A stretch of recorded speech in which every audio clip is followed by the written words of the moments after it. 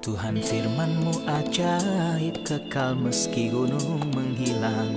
Tiada huruf yang gagal, tak terpatahkan siasat.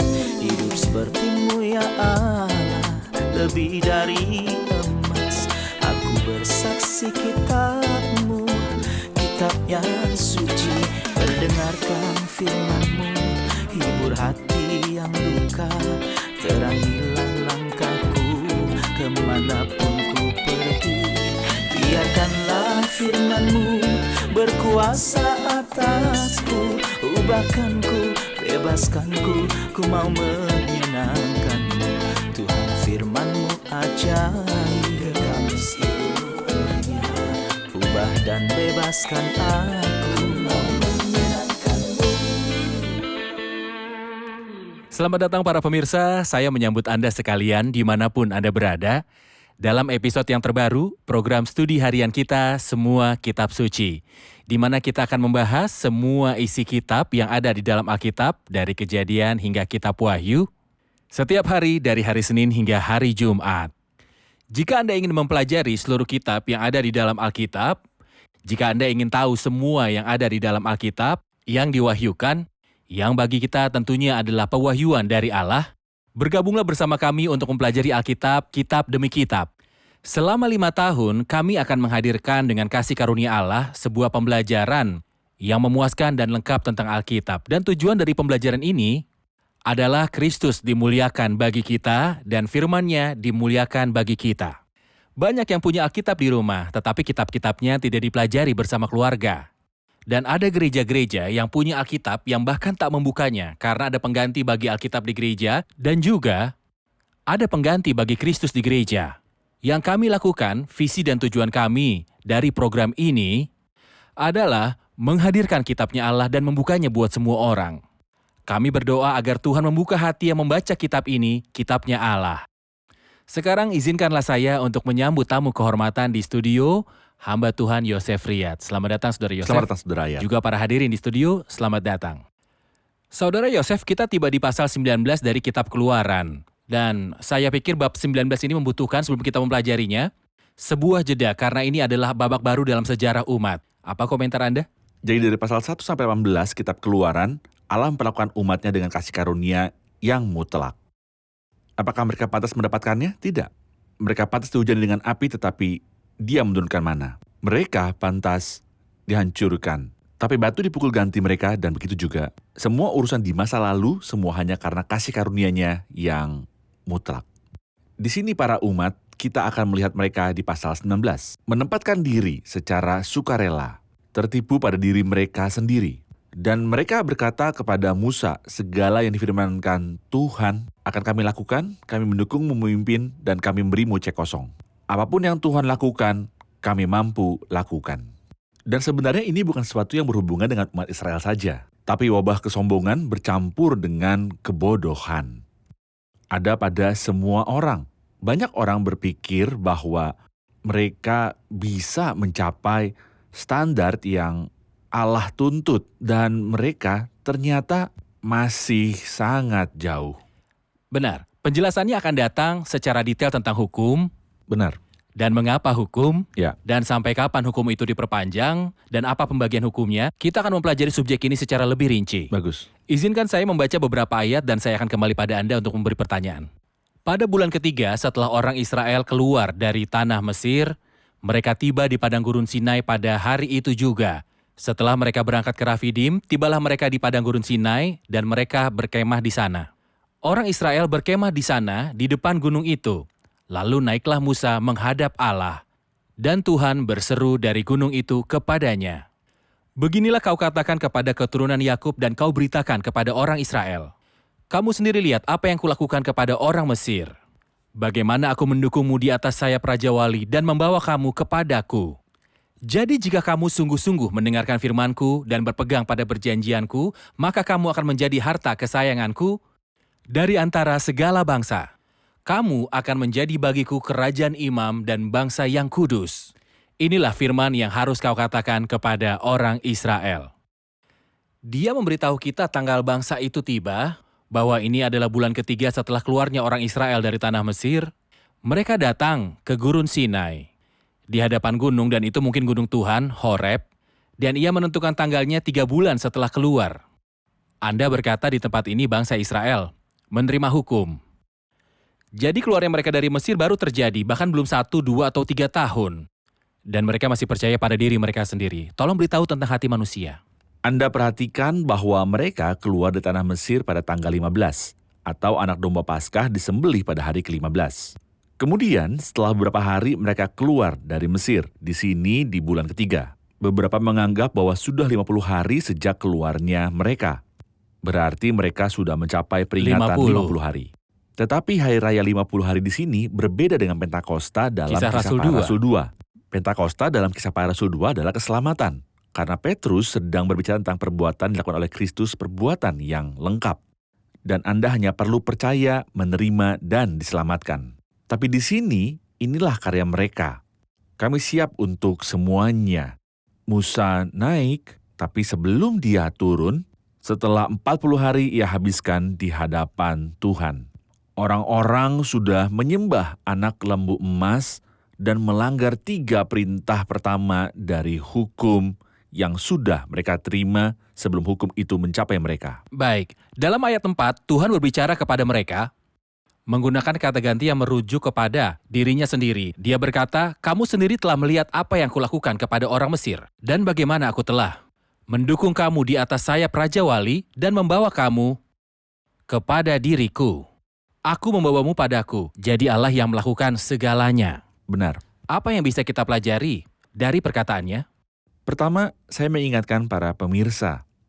Jika ia mengikuti kita di episode sebelumnya, Musa berkata, aku tidak tahan. Di sini Tuhan berkata, akulah yang mengerjakan. Apa yang harus kamu lakukan, Musa?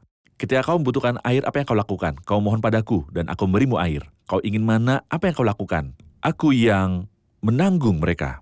Tapi sebenarnya, pada ayat yang indah ini, yang kuanggap salah satu ayat paling indah di Alkitab, bagaimana aku telah mendukung kamu di atas sayap Raja Wali dan membawa kamu kepadaku.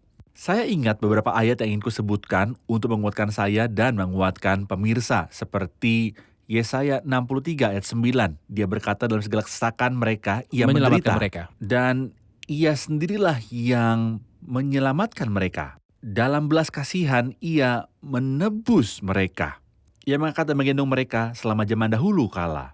Ketika kita baca Hosea pasal 11, padahal akulah yang mengajar Efraim berjalan dan mengangkat mereka di tanganku, tapi mereka tidak mau insaf.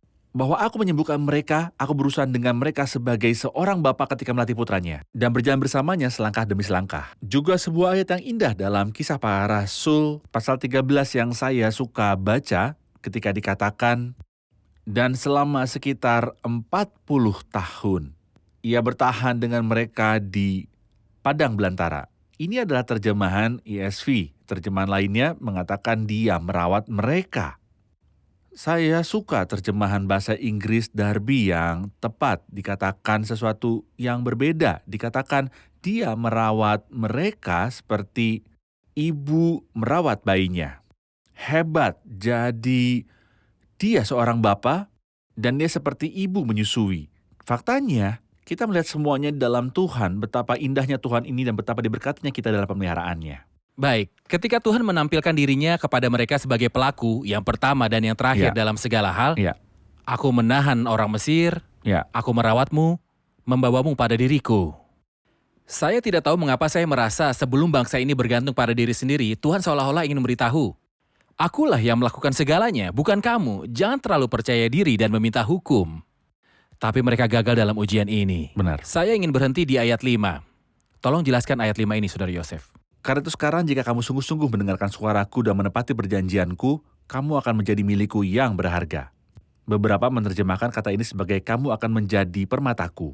Kita juga membaca ayat ini di Maleakhi 3 ayat yang ke-17. Ketika mereka yang takut akan Tuhan berbicara satu sama lain.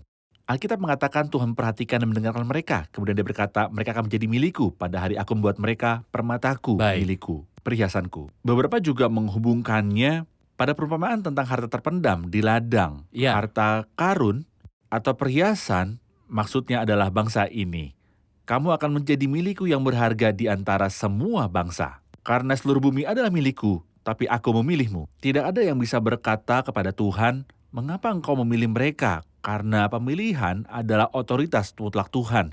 Dan kita tidak bisa sama sekali menerima bahwa siapapun yang tidak suka Alkitab menurunkan Tuhan dari tahtanya. Allah kita yang di surga melakukan semua yang Ia kehendaki. Ia melakukan sesuai dengan kehendaknya. Di antara penghuni surga dan di antara penghuni bumi. Jadi aku memilihmu bukan karena kau lebih baik daripada yang lain.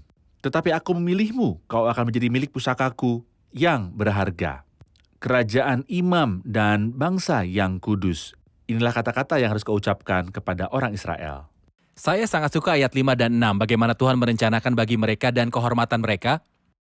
Ketika Ia berkata tentang mereka, mereka akan menjadi milikku, kerajaan imam dan bangsa yang kudus. Mereka akan menjadi milik, Anda bilang permata, Ya. sebuah nilai.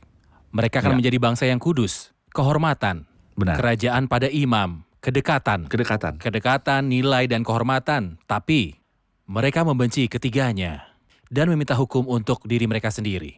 Kita akan segera memahaminya kenapa setelah jeda rehat ini.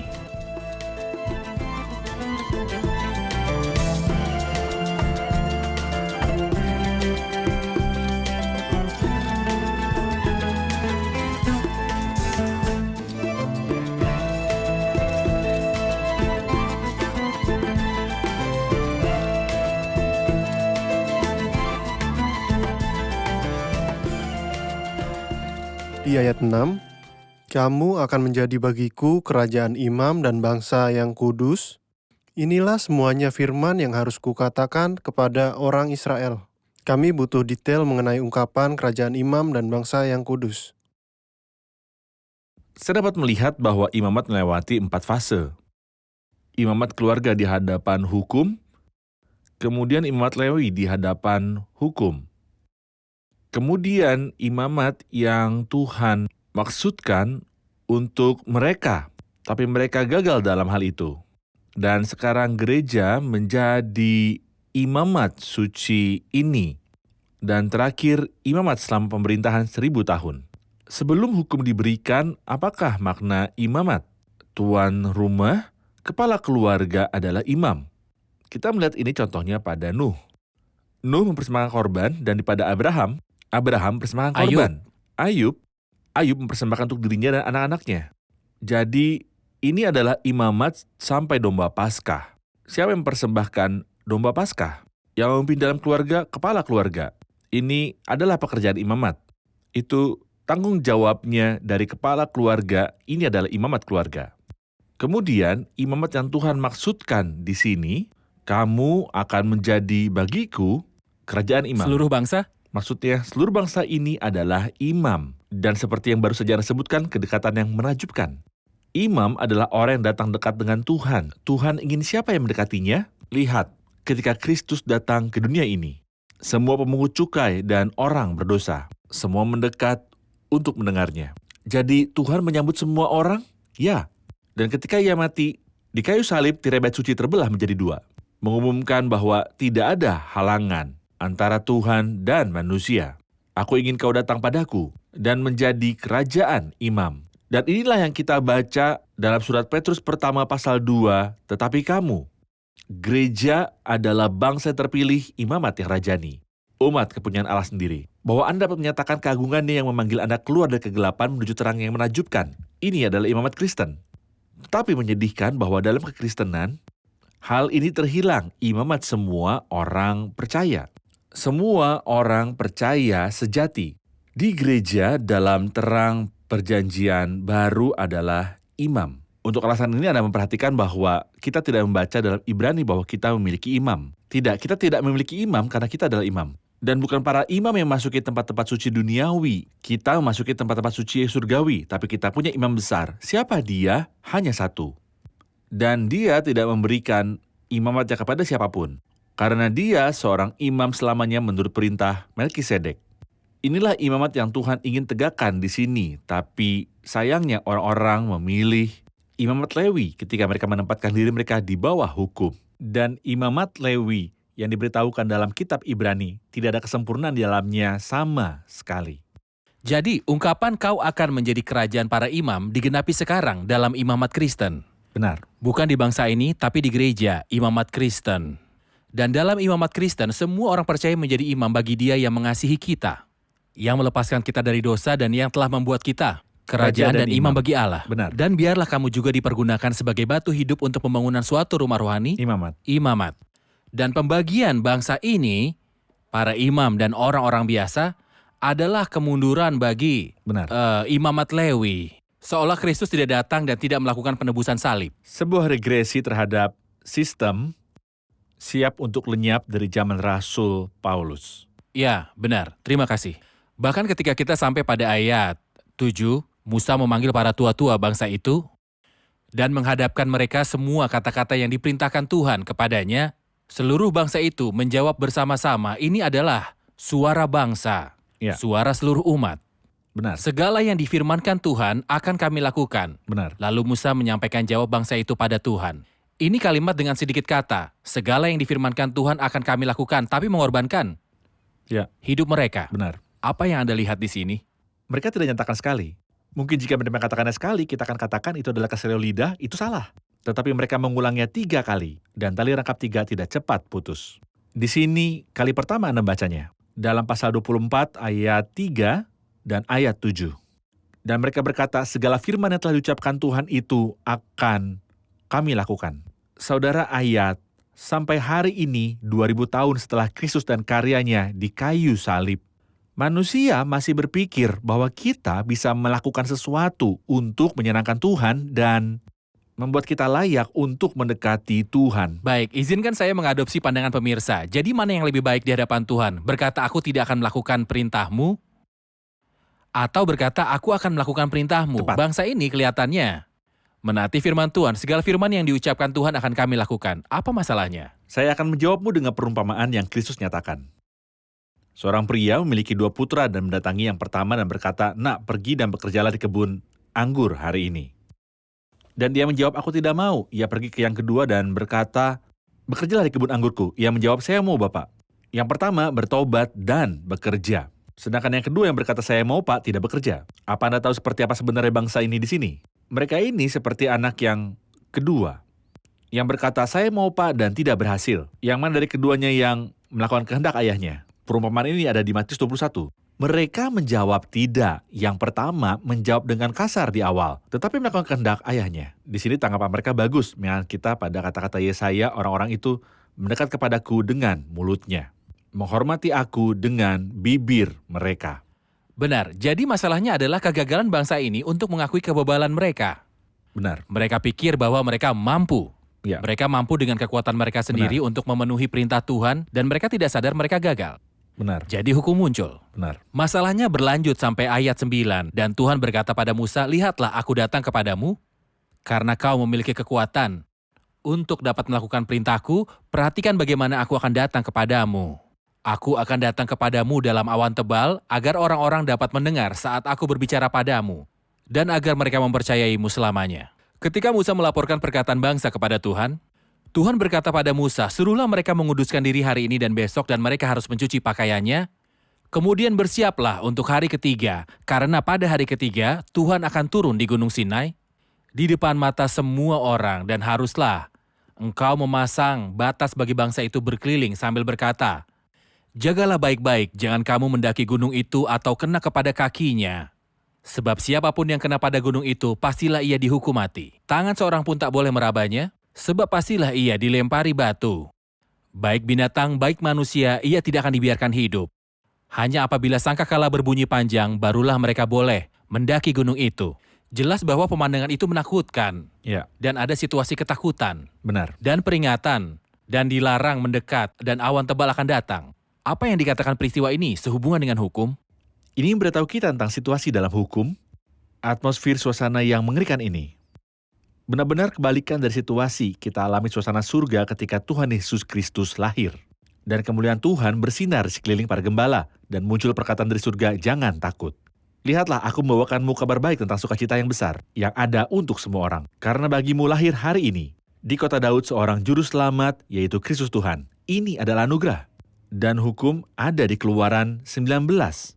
Ketika Anda membaca kitab Ibrani 12 ayat 18, sebab kamu tidak datang. Ia berbicara kepada orang-orang percaya dalam Kristus. Sebab kamu tidak datang kepada gunung yang dapat disentuh dan api yang menyala-nyala, kepada kekelaman, kegelapan, dan angin badai, kepada bunyi sangkakala dan bunyi suara, yang membuat mereka yang mendengarnya mohon supaya jangan lagi berbicara kepada mereka.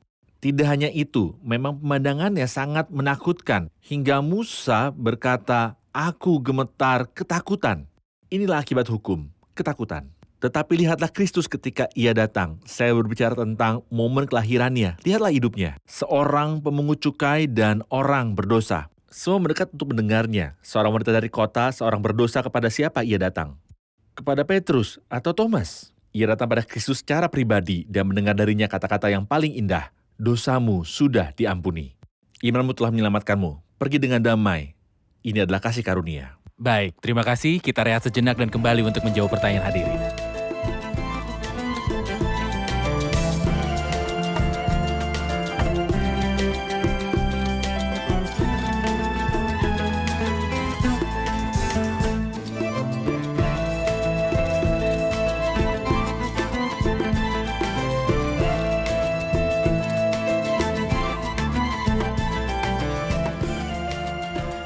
Dalam ayat 10, Tuhan berkata kepada Musa, "Suruhlah bangsa itu menguduskan diri mereka, mereka harus mencuci pakaian mereka."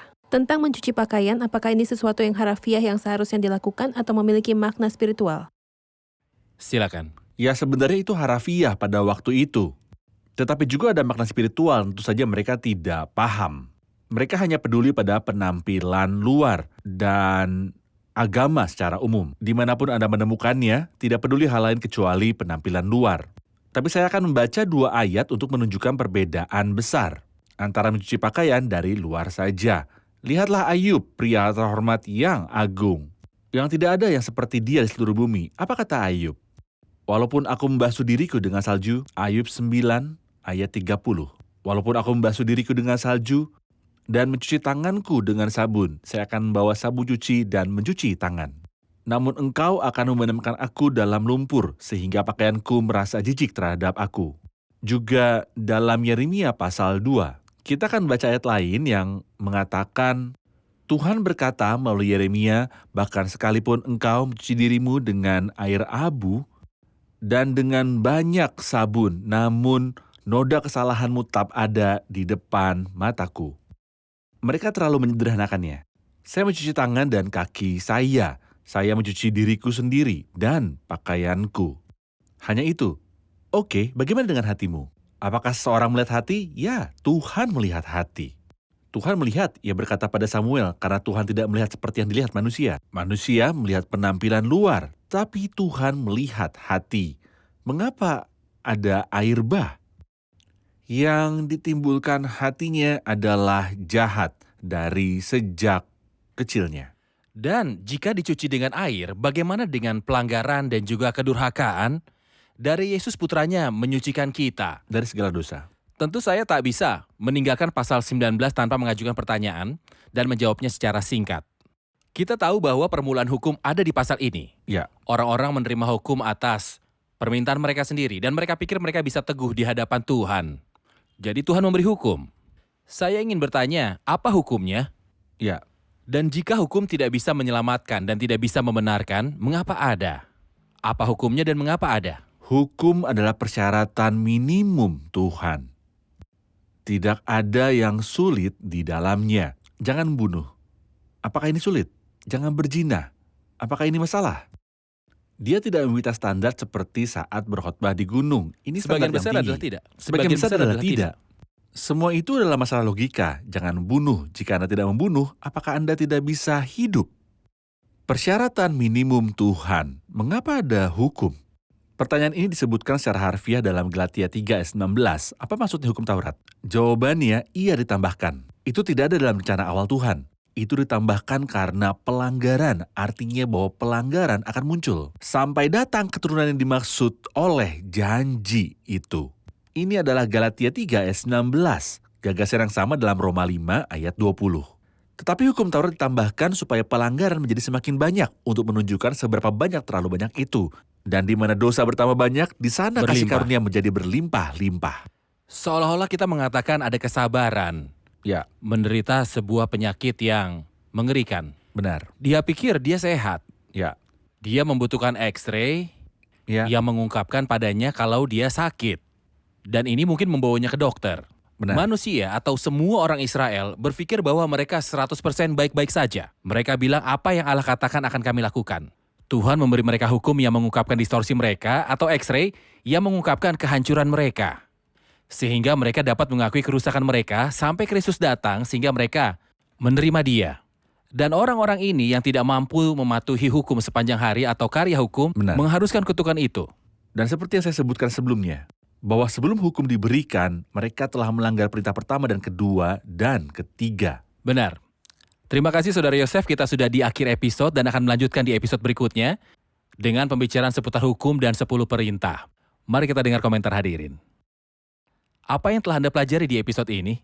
Hari ketika hukum diberikan itu sulit, awan tebal dan menakutkan. Tapi, hari ketika Yesus Kristus lahir, malaikat membawa kabar sukacita, dan bahkan dalam hidupnya semua orang mendekatinya. Semua yang difirmankan Tuhan akan kami lakukan. Tampak seolah-olah itu mengungkapkan ketaatan, tapi arti sebenarnya adalah manusia memiliki hati yang keras kepala dan jahat. Manusia tidak mampu memenuhi persyaratan Tuhan, bahkan yang minimum. Terlepas dari gerutu orang-orang di padang gurun dan segala kebebalan-kebebalan mereka, Tuhan itu setia, Ia mendukung mereka di atas sayap Raja Wali dan bertahan terhadap mereka. Ia juga melakukan hal yang sama bagi kita. Terima kasih, Tuhan memberkati. Terima kasih Tuhan Saudara memberkati Yosef. Anda. Pemirsa terkasih, di episode ini kita sudah belajar bahwa Tuhan memiliki sebuah rencana besar bagi bangsa ini. Mereka akan menjadi kerajaan imam dan bahwa mereka akan menjadi miliknya. Sebuah bangsa yang suci. Bangsa ini gagal saat mereka mempercayai kemampuan mereka sendiri dan meminta adanya hukum. Dan sayangnya mereka gagal untuk menjadi bangsa yang kudus dan kerajaan imam hingga Kristus datang. Dan membangun sebuah proyek baru yang disebut gereja. Yang dinamakan Petrus dalam suratnya yang pertama pasal 2, biarlah kamu dipergunakan sebagai batu hidup untuk pembangunan. Suatu rumah rohani bagi suatu imamat kudus. Alkitab mengajarkan kita kini setelah yang Kristus lakukan di salib, bahwa kita semua adalah imam. Alkitab mengajarkan kita dalam era kekristenan bahwa semua orang percaya adalah imam. Wahyu 1 ayat 6, Ia mengasihi kita dan Ia melepaskan kita dari dosa oleh darahnya. Dan yang telah membuat kita menjadi suatu kerajaan, menjadi imam-imam bagi Allah Bapanya. Kita adalah imamat yang rajani. Tidak ada dalam ajaran di dalam Alkitab tentang waktu kita yang sekarang yang mengajarkan tentang kategori yang disebut imam dan kategori orang biasa. Tidak ada. Kasus ini mengartikan adanya sebuah regresi untuk Yudaisme, untuk imamat Lewi yang menjadi usang dan tua dan menghilang setelah Kristus Yesus datang dan mendirikan imamat baru. Kami menafsirkan Alkitab dan kita harus menghormati perkataan dari Alkitab. Siapa meremehkan firman, ia akan menanggung akibatnya. Saya berharap dengan sepenuh hati program ini menjadi jendela cahaya bagi Anda dan semua orang di sekitar Anda. Pemirsa terkasih, sampai jumpa di episode selanjutnya. Tuhan menyertai.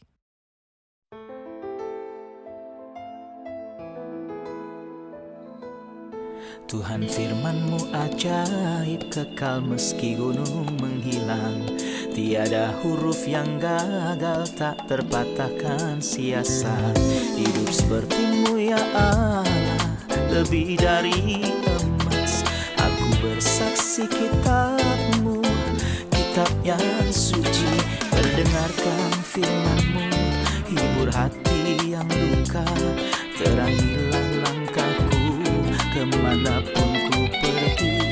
Biarkanlah firman-Mu berkuasa atasku. Ubahkanku, bebaskanku, ku mau menyenangkan-Mu. Tuhan firman-Mu ajaib, kekal meski gunung, ubah dan bebaskan aku.